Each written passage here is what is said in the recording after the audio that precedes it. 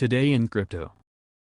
Following the Securities and Exchange Commission's rejection of Vanecks Bitcoin Spot Market Exchange Traded Fund (ETF), on Friday, a number of cryptocurrency advocates discussed the subject this weekend. For instance, the veteran FX trader Peter Brandt told his 581,700 Twitter followers that Bitcoin maximalists should oppose a spot market Bitcoin ETF. Bitcoiner Preston Pish said Bitcoin could care less about the approval of a spot ETF. Crypto community discusses recent Bitcoin ETF rejection. Peter Brandt says let's not encourage Wall Street to convert Bitcoin into a vending machine asset. During the first week of November, U.S. lawmakers urged the Securities and Exchange Commission, SEC, to approve Bitcoin spot exchange-traded funds, ETFs. But on November 12, the U.S. regulator rejected Vanecks Bitcoin spot ETF and cited a lack of prevention toward fraudulent and manipulative accent practices in the market. The rejection also follows the approval of the first Bitcoin ETFs based on the crypto assets derivatives markets,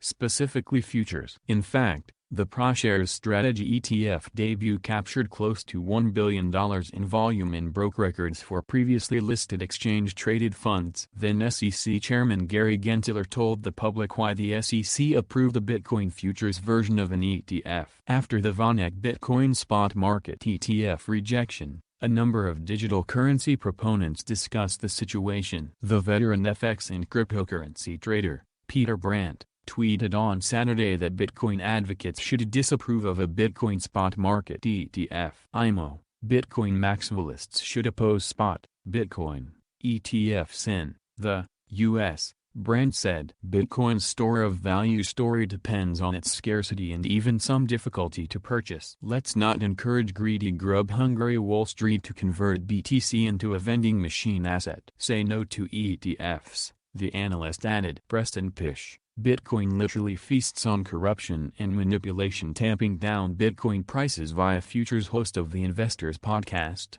Bitcoin Fundamentals, Preston Pish, also discussed the SEC refusal on social media. The SEC is making decisions on the Bitcoin spot ETF which benefits hedge funds and Wall Street at the expense of retail investors, Pish said. Gary Gensler, Hester Peirce, isn't this the opposite of what you're chartered to do? We want answers. Your decisions are increasing distrust, the podcast host noted. Pish also said Bitcoin could care less about the SEC decision and stated, "Here's the beauty, folks. Bitcoin gives two shits about the approval of a spot ETF. It costs nearly nothing to custody and it settles in 10 minutes. They are fighting a clock tick-tock.